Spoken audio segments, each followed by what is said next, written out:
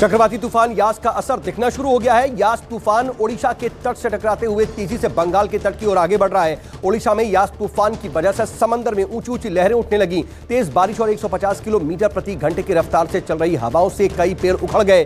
कई घर और पुल को भी काफी ज्यादा नुकसान तूफान से पहुंचा है।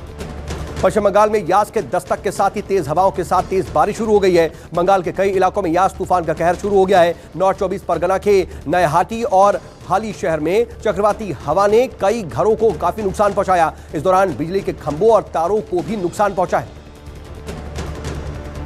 पश्चिम बंगाल के पूर्वी मेदिनीपुर के दीघा में तूफान से बाढ़ जैसे हालात बनने शुरू हो गए हैं। बारिश की वजह से दीघा जलमग्न हो गया है। लोगों के घर डूबे हुए हैं। 2 जिलों में करीब 66 तटबंध टूट चुके हैं। हालात को देखते हुए सेना की 17 टुकड़ी को तैनात किया गया है, जबकि तटवर्ती इलाकों के 15 लाख लोगों को राहत शिविर में पहुंचाया गया है। कृषि कानूनों के खिलाफ किसान आंदोलन के 6 महीने पूरे होने पर किसानों ने आज काला दिवस मनाया। देश के अलग अलग हिस्सों से बॉर्डर पर पहुंचे किसानों ने काला झंडा दिखाकर के विरोध दर्ज कराया। किसानों ने विरोध में पुतला दहन भी किया। गाजीपुर बॉर्डर जमा हुए किसानों ने सरकार के खिलाफ जमकर नारेबाजी भी की। इस दौरान कोरोना के नियमों की भी जमकर अनदेखी की गई। हालात बेकाबू होने पर पुलिस ने लाठियां भी बरसाई। यूपी के बेसिक शिक्षा मंत्री सतीश द्विवेदी के भाई ने अपने पद से इस्तीफा दे दिया है। मंत्री सतीश द्विवेदी के भाई अरुण द्विवेदी ने को ईडब्ल्यूएस कोटे से नौकरी मिली थी। अरुण द्विवेदी को सिद्धार्थ यूनिवर्सिटी के असिस्टेंट प्रोफेसर को नौकरी मिली थी और जिले में कई दिनों से इस नियुक्ति को लेकर के सोशल मीडिया पर सवाल उठ रहे थे। वैक्सीन की विदेश से खरीदारी को लेकर के दिल्ली के मुख्यमंत्री अरविंद केजरीवाल ने केंद्र सरकार पर एक बार फिर से निशाना साधा है। केजरीवाल ने कहा कि वैक्सीन की खरीदारी का फैसला राज्यों पर छोड़ना गलत है। केजरीवाल बोले, कल अगर पाकिस्तान के साथ युद्ध हुआ तो केंद्र सरकार यह कह देगी कि दिल्ली ने अपना परमाणु बम बनाया क्या, यूपी ने अपना टैंक बनाया क्या। अमेरिकी वैक्सीन कंपनी मॉडर्ना और फाइजर के मना करने के बाद अब रूसी वैक्सीन स्पुतनिक वी दिल्ली को मिलेगा। और सीएम केजरीवाल ने जानकारी देते हुए बताया कि स्पुतनिक वी टीके के उत्पादक इस बात पर सहमति बन गई है कि वो दिल्ली को टीका देंगे। हालांकि कितनी डोज मिलेगी इस पर अभी बात नहीं हुई है। फिलहाल दिल्ली सरकार के अधिकारी रूसी वैक्सीन कंपनी से बातचीत कर रहे हैं। यूपी और हरियाणा के बाद दिल्ली में भी ड्राइव थ्रू वैक्सीनेशन की आज शुरुआत हो गई। दिल्ली के द्वारका में इस अभियान की शुरुआत सीएम अरविंद केजरीवाल ने की। इस मौके पर सीएम ने कहा कि इस तरह के सेंटर से लोगों को काफी सुविधा होगी। आगे ऐसे और सेंटर खोले जाएंगे। वहीं कार में बैठ करके वैक्सीन लेने को लेकर के लोग उत्साहित दिखाई दिए। इस सेंटर पर कोविशील्ड वैक्सीन के लिए दिल्ली वासी को 1600 रुपए चुकाने होंगे। वैक्सीन संकट के बीच एक अच्छी खबर आई है। पीटीआई के मुताबिक अमेरिकी कंपनी फाइजर भारत को इस साल 5 करोड़ डोज देने को तैयार हुआ है और जुलाई और अगस्त में वैक्सीन की 1 करोड़ डोज, सितंबर में 2 करोड़ और अक्टूबर में 1 करोड़ डोज भेजी जाएगी। अमेरिकी कंपनी मॉडर्ना ने यह भी दावा किया है कि वो अगले साल भारत में सिंगल डोज वैक्सीन ला सकती है। वैक्सीन को लेकर के मॉडर्ना ने बड़ा दावा किया है। संभावित तीसरी लहर से पहले मॉडर्ना अपने टीके को 12 से 17 साल तक के बच्चों पर प्रभावी बताया है और मॉडर्ना जल्द ही एफडीए को वैक्सीन अप्रूवल के लिए आवेदन भेजेगी।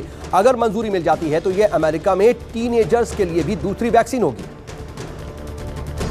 कोरोना से ठीक होने वालों के लिए यूपी सरकार ने बड़ा ऐलान किया है। पोस्ट कोविड होने वाली परेशानियों को लेकर के अगर किसी को अस्पताल में भर्ती रहना पड़े तो ऐसी हालत में उसका इलाज मुफ्त किया जाएगा। Principal secretary medical education Alok Kumar ने बताया कि भर्ती मरीज की कोरोना रिपोर्ट नेगेटिव आने के बाद भी अगर उन्हें अस्पताल में रहना पड़ता है तो उन्हें यूपी सरकार मुफ्त इलाज मुहैया कराएगी। कोरोना के बाद ब्लैक फंगस भी अब रफ्तार के साथ अपने पैर पसार रहा है। लखनऊ के केजीएमयू अस्पताल में अब तक 170 ब्लैक फंगस के मरीज भर्ती हो चुके हैं। इसमें 21 मरीज पिछले 24 घंटे में आए। बीते दिन 17 मरीजों का ऑपरेशन किया गया, जबकि ब्लैक फंगस के 4 मरीजों की मौत हो गई है। हालात को देखते हुए राज्य की योगी सरकार केंद्र के साथ मिलकर के इससे निपटने की तैयारी में जुटी हुई है। प्रदेश को कोरोना से पूरी तरह से मुक्त कराने के लिए सीएम योगी लगातार राज्य का दौरा कर रहे हैं। आज सीएम देवरिया और कुशीनगर के कोविड सेंटर पहुंचे। देवरिया पहुंचे सीएम ने मरीजों का हाल जाना और सुविधाओं के बारे में भी जानकारी ली। देवरिया के बाद सीएम योगी कुशीनगर पहुंचे। वहां हालात का जायजा लेने के बाद प्रदेश में 1 जून से सभी जिलों में शुरू हो रहे वैक्सीनेशन अभियान के बारे में बताया। सीएम ने कहा कि कोरोना की संभावित तीसरी लहर को देखते हुए 12 साल से छोटे बच्चों के अभिभावकों को वैक्सीनेशन की प्राथमिकता दी जाएगी। लखनऊ में सीवर के पानी में कोरोना वायरस की चौंकाने वाली खबर सामने आई है। Indian council of medical research के साथ WHO की रिसर्च ने राजधानी में सीवेज वाटर में कोरोना वायरस की पुष्टि की है। लखनऊ में 3 अलग अलग जगहों से लिए गए सैंपल में से ये एक पुष्टि की बात सामने आई है। हालांकि अब इस बात पर रिसर्च की जा रही है कि क्या पानी में मिले वायरस से भी संक्रमण फैलेगा। कोरोना के हालात को देखते हुए जेईई एडवांस की परीक्षा स्थगित कर दी गई है। नए तारीखों का ऐलान अभी नहीं किया गया है। जेईई एडवांस 2021 की परीक्षा 3 जून को होने वाली थी। इस साल जेईई मेंस के 4 सत्र हुए हैं, जिनमें से केवल 2 ही आयोजित अभी तक किए गए हैं। इसके अलावा छात्रों को एक और राहत देते हुए जेईई मेन अटेम्प्ट की संख्या भी दोगुनी कर दी गई है। सरकार के नए डिजिटल नियमों के खिलाफ व्हाट्सएप दिल्ली हाई कोर्ट पहुंच गया है। व्हाट्सएप ने कोर्ट में अपील की है कि नए डिजिटल नियमों पर रोक लगाने की बात की जाए और ये यूजर्स की प्राइवेसी के खिलाफ होगा। नए डिजिटल नियम में सोशल मीडिया कंपनियों को किसी पोस्ट को सबसे पहले किसने किया ये बताना होगा। वहीं आईटी मंत्रालय ने पत्र लिख करके आज ही सारे सोशल मीडिया प्लेटफॉर्म से आईटी एक्ट के नए नियमों के मुताबिक जानकारी मांगी। आज साल का पहला पूर्ण चंद्रग्रहण लगा। इस दौरान आसमान में कुदरत का अद्भुत नजारा दिखाई दिया। चांद पहले से बड़ा आकार में दिखाई दिया। चंद्रग्रहण के दौरान चांद सुर्ख लाल रंग का दिखाई दिया। यह चांद ग्रहण पूर्वी एशिया, ऑस्ट्रेलिया, प्रशांत महासागर और अमेरिका में दिखाई दिया। इसके अलावा अटलांटिक और हिंद महासागर के कुछ हिस्सों में भी दिखाई दिया।